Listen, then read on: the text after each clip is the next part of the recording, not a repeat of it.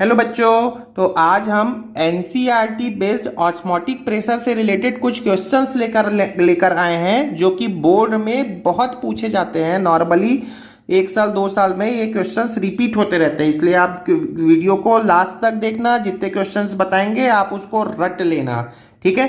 तो मैंने एनसीईआरटी के कुछ डेटा को थोड़ा सा चेंज कर दिया है ताकि आप उसको एनसीईआरटी के प्रीफर कर सकते हैं। अपने समझने के बाद खुद से उसको सॉल्व करने वाले हैं। सबसे पहले ऑस्मोटिक प्रेशर से रिलेटेड एक फॉर्मूले की बात कर लेते हैं। ऑस्मोटिक प्रेशर को पाई से रिप्रेजेंट करते हैं। Pi is equal to CRT होता है और बहुत सिंपल इसका फॉर्मूला होता है pi V is equal to NRT। ये कुछ वैसा ही फॉर्मूला है जैसा हमने गैसेस स्टेट्स में स्टेट ऑफ मैटर में गैस के लिए यूज करते हैं। बट ये जो इक्वेशन है ये सॉल्यूशन के लिए है, वो भी किस टाइप का सॉल्यूशन के लिए है? डाइल्यूट सॉल्यूशन के लिए है। मैं आर की वैल्यू के लिए एक बार बात कह लेता हूं। आर की वैल्यू होती है 0.083 ATM litre upon mole kelvin, ठीक है। या आप इसको ऐसा भी याद रखना 8.3 इंटू 1/100 कर सकते हैं कि नहीं कर सकते हैं। 8.3 को मैं क्या लिख सकता हूं 25/3 इंटू 1/100। ये आर की वैल्यू सेम यूनिट में आप याद रखने की कोशिश करेंगे ताकि ये वैल्यू याद रखेंगे तो आपका कैलकुलेशन आसान हो जाएगा। चलिए स्टार्ट करते हैं क्वेश्चन। सपोज मेरे पास में एक क्वेश्चन है, ये देखिएगा एनसीईआरटी एक्सरसाइज सॉल्यूशन चैप्टर का है, क्वेश्चन नंबर 2.22। तो क्वेश्चन ये है ए 300 केल्विन 36 ग्राम ऑफ ग्लूकोज। तो ग्लूकोज दिया हुआ है 36 ग्राम। ग्लूकोज आपको पता होगा C6H12O6 होता है और इसका मॉलिक्यूलर मास भी आपको पता होना चाहिए। डायरेक्टली ये लर्न करोगे 180 ग्राम पर मोल, ठीक है।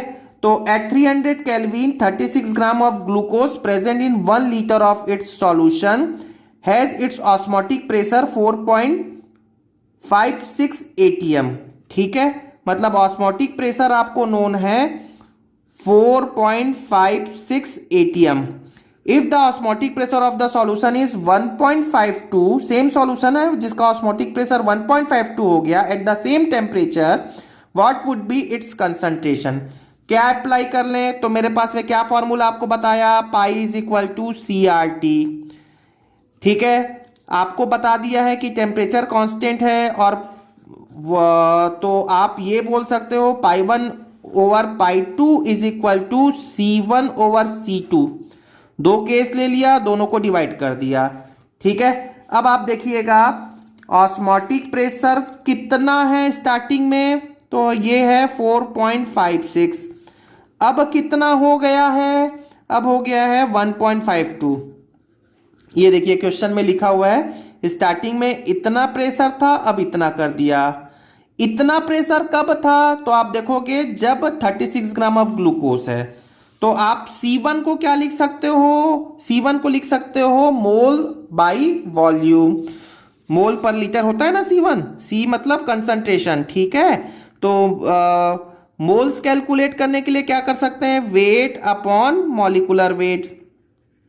वॉल्यूम कितना नोन है? वॉल्यूम के लिए तो कोई दिक्कत ही नहीं है, 1 लीटर है तो 1 से डिवाइड करेंगे तो कोई फर्क नहीं पड़ेगा, ठीक है। और डिवाइडेड बाय में क्या हो गया, आपको कंसंट्रेशन C2 ही तो फाइंड आउट करना है, ठीक है। क्वेश्चन केयरफुली पढ़ें और सुने, खुद से सोच लो कि 36 ग्राम ऑफ ग्लूकोज है, 1 लीटर में है, तब ऑस्मोटिक प्रेशर इतना है 4.56। अब यदि ऑस्मोटिक प्रेशर 1.52 हो जाए तो कंसंट्रेशन कितना होगा? तो सिंपल सा बात है, अब यहां से इसको सॉल्व कर लो।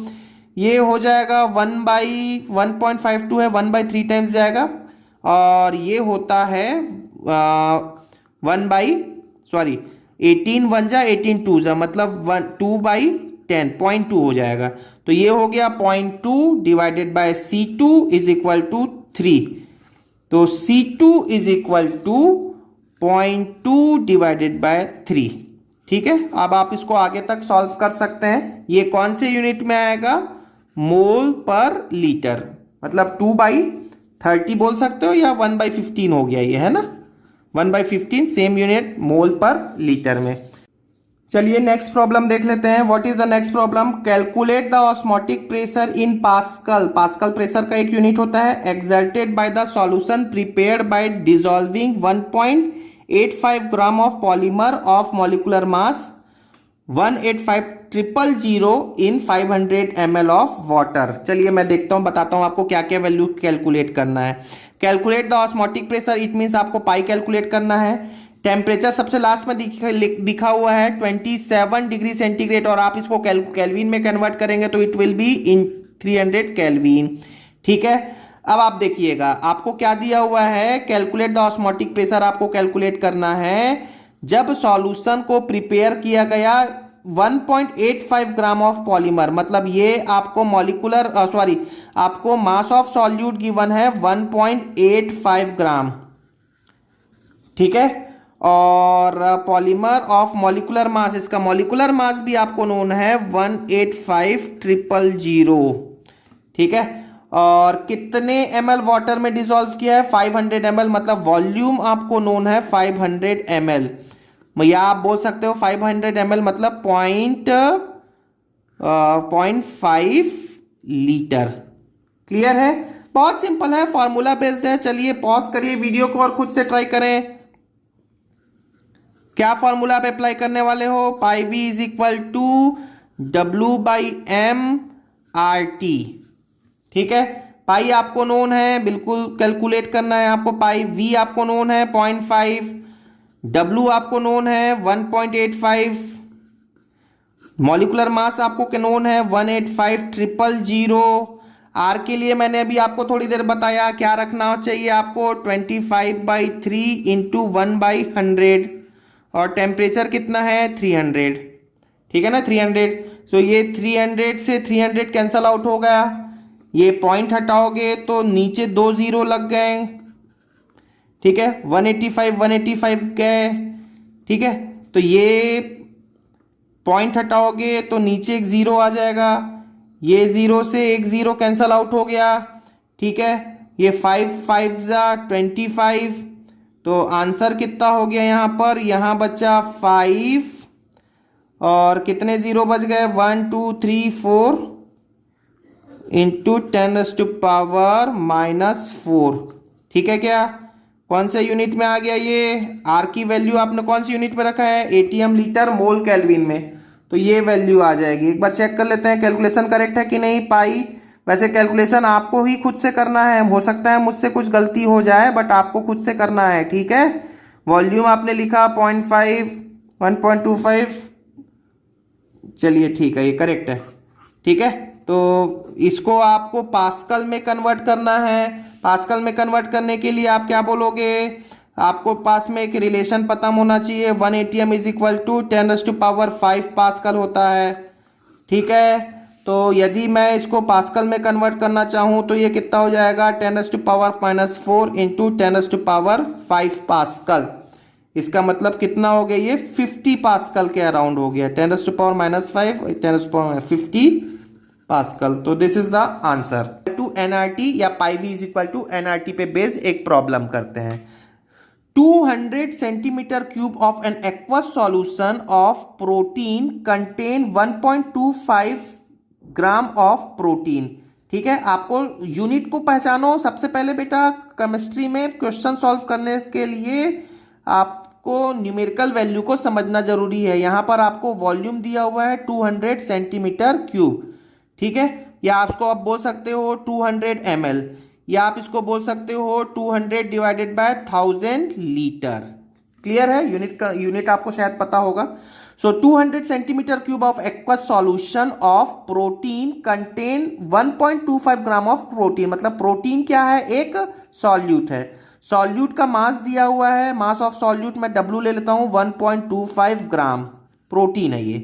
ठीक है, वैसे ये एनसीईआरटी का ही क्वेश्चन है, एग्जाम्पल में ये गिवन है, थोड़े से मैंने न्यूमेरिकल वैल्यू चेंज कर रखा है।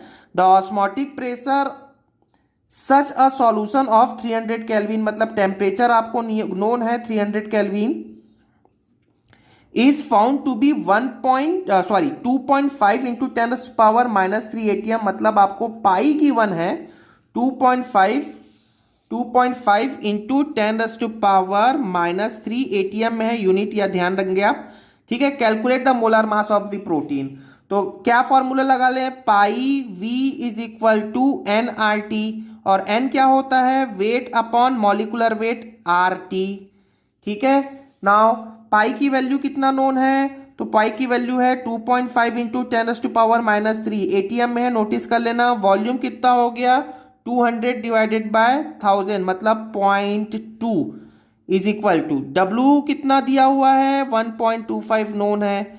आपको मॉलिकुलर मास कैलकुलेट करना है, तो mass upon molecular mass, R की वैल्यू क्या हो गया 0.083, T की वैल्यू हो गई 300 केल्विन, ठीक है। R की वैल्यू को लेकर अब बहुत से बच्चों को थोड़ा सा सॉल्व करने में प्रॉब्लम होता है, वो मैं आपको बता देता हूँ।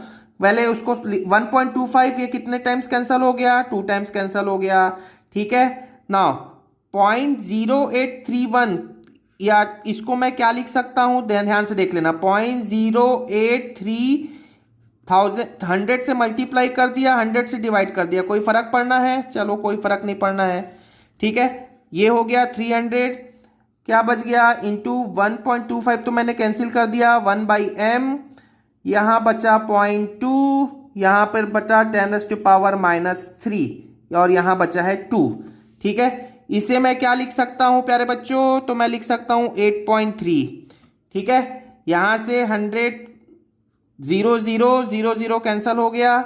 8.3 को मैं क्या लिख सकता हूँ, 25/3, याद रख लेना 25/3, यहाँ 3 पहले से ही बचा हुआ है, यहाँ 1/m equal to 0.2 into 2 into 10⁻³ so 3 से 3 कैंसल आउट। वैसे आपको हम हमेशा अपने वीडियो में कहते हैं कि you have to be do your calculation by your yourself exam hall में कोई कैलकुलेशन करेगा नहीं, करना आपको ही होता है।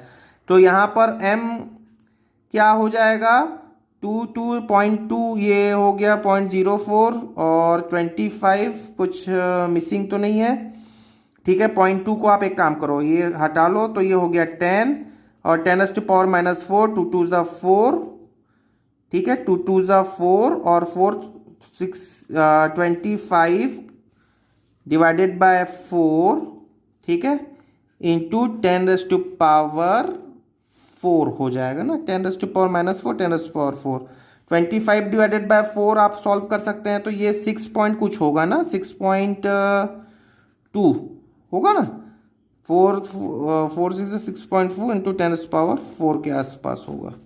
तो आई होप ऑस्मोटिक प्रेशर एक कॉलिगेटिव प्रॉपर्टी क्यों है ये समझ में आ गया होगा। इसमें कुछ भी नहीं, एक छोटा सा formula pi V is equal to NRT याद रखने वाले हैं। और यदि आपको वीडियो पसंद आया हो तो जरूर इसे लाइक करें, सब्सक्राइब करें और बेल आइकॉन दबा दें ताकि आपको मेरा नेक्स्ट वीडियो का नोटिफिकेशन मिल जाए। Thank you very much.